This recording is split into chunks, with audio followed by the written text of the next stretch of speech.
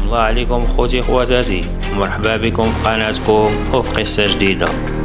قالوا سحرات ليه في الليلة ديال عاشوراء وفي الاخر ولا كيهضر بوحدو. القصة اللي غادي نحكي لكم اليوم كيتداولوها الناس ديال واحد الدوار صغير ومازال حتى لدابا كل ما جات عاشوراء كيرجعوا يهضروا عليها. بطل قصتنا اليوم هو واحد الشاب في عمره 27 عام سميتو عز الدين. كان خدام في واحد المحل ديال التجارة، كان الجميع كيحبوه وكان كيخطط يدير دارو ويتزوج حتى هو بحال الشباب اللي في السن ديالو. كان كيبان ان المستقبل ديالو زوين، ولكن ما كانش عارف ان قرار صغير غادي يقلب حياته كامله.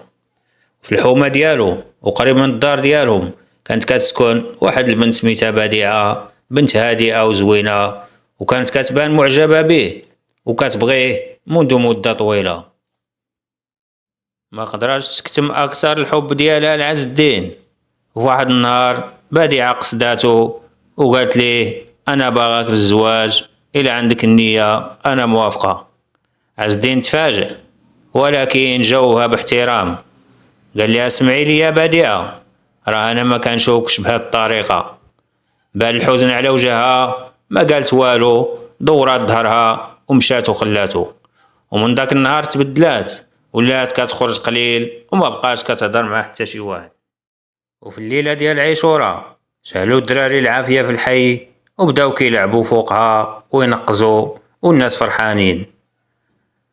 عز الدين كان جالس مع صحابو وفي وسط الزحام شاف واحد الجار بديعه واقفه بوحدها، لابسه واحد الجلابه كحله وشاده في يديها ورقه صغيره. بقات كتشوف العافيه شويه ومن بعد رمات هاد الورقه وسط الشعايله، غمضات عينيها لواحد اللحظه ومشات.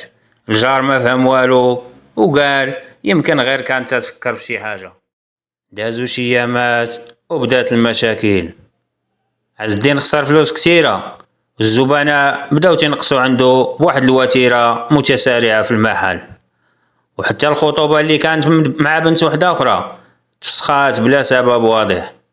ولا كيحس بواحد الضيق كبير وكيبات سهران، ولا تيشوف شي احلام وكوابيس مخيفه. كان كيحلم بالعافيه وكيشوف وجه بديعه وسط الدخان. داز شهور الحاله ديالو بدات كتسوء، ولا عصبي كيغوت بلا سبب وكيقول لمو كاينه شي حاجه كتبعني. مو كانت كتبكي وكتقول ليه لا ولدي راه غير التعب هذاك وغادي يدوز. تزاد الحال على نور الدين، وفي يوم من الايام قرر باش يمشي عند واحد الفقيه معروف. دخل عنده هو متعب وحكى ليه كل شي.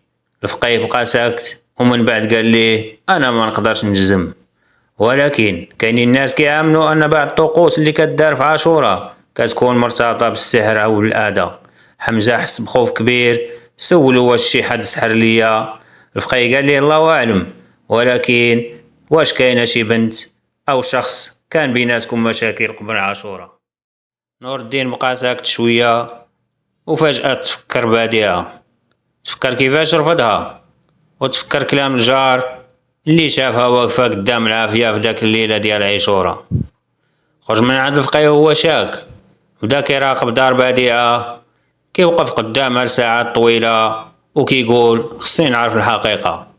ولكن بديعه ما كانش كتهضر معاه، كل ما كانت كتشوفو كتدخل للدار. الشك كبر والخوف كبر معاه.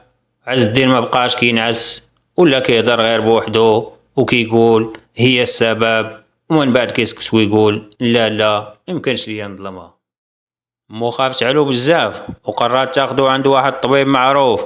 منين دخل عند الطبيب قال له راك عايش في واحد الضغط نفسي كبير.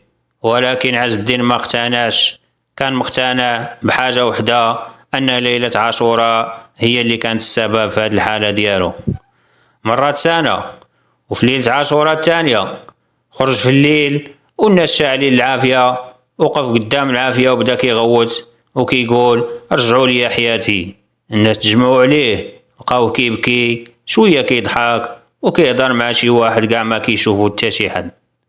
من داك النهار تبدل بالكامل، ولا كيدور في الدوار بوحدو، شعرو طويل وحوايجو مرخيين وموسخين وكيجلس في واحد البلاصة كانت فيها الشعايلة، وكيقول أنا عرفت السر ولكن ما نقدرش نقولو. الناس بقاو كيقولوا حمزة مسكين ولا مسطي، أما مو فكانت كتبكي كل نهار كتشوف ولدها كان ناجح وطموح وما بقى منه غير الذكريات. بعد مدة بديعة باعوا الدار ديالهم ومشاو لواحد الدوار آخر، وبقات الأسئلة بلا جواب. واش بديعة كان عندها علاقة معاناة ديال عز الدين، ولا عز الدين ضيع حياته بسبب الخوف والشك اللي سيطر عليه؟ حتى اليوم كل ما جات عاشوراء كيبان عز الدين جالس بعيد واقف قدام النار، مرة كيضحك ومرة كيبكي وكيقول نفس الجملة: الحقيقة عرفتها ولكن فات الوقت باش نرجع كيف كنت. وكيخيم الصمت ويبقى السر مدفون وسط نار عاشوراء. حتى لهنا خوتي خواتاتي كنكون وصلنا للنهاية ديال القصة ديال اليوم. قصة شاب كان عنده كل شيء، الصحة والخدمة والأحلام، ولكن وسط الخوف والشك والمعاناة ضاعت حياته وبقى كيقلب على جواب عمرو ما يلقاه. واش كان فعلا ضحية سحر في ليلة عاشوراء، ولا الخوف والوسواس هما اللي دمروه؟ الحقيقة ما كيعرفها حتى واحد. أما عز الدين فمازال كل عام ملي كتجي ليلة عاشوراء كيمشي لنفس المكان، كيشوف النار من بعيد وكيهمس كيقول الحقيقة عرفتها ولكن فات الوقت. كنتمنى خوتي خواتاتي تكون القصة نالت الإعجاب ديالكم. ما تنساوش تكتبوا لنا في التعليقات وتدعمونا بلايك وتشاركوا في القناة باش يوصلكم كل جديد. والسلام عليكم ورحمة الله ودمتم في رعاية الله.